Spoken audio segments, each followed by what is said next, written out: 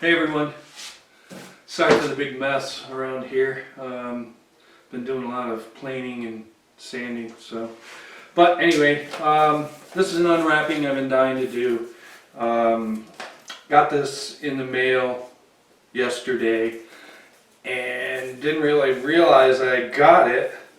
If I had known, I would have done this yesterday. Not that it makes a big difference out there, but anyway, it is my stop block from Katz-Moses, and I'm really excited about this. I've been wanting to build a table saw sled for a long time, and this guy, an absolute incredible woodworker. I love his techniques. I just can't say enough about this guy. He is awesome.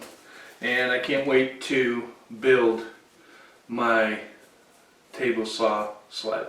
So let's open this up. I want to show y'all what it is. In case you don't know, go to his YouTube channel, Jonathan Katz, K-A-T-Z, Moses. And there she is.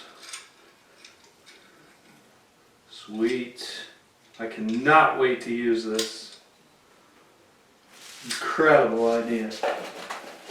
Incredible idea. Oh, cool. Hope you can see that. Thanks, Jonathan. We'll do a video of building the sled and demonstrate this awesome stop block. Take care.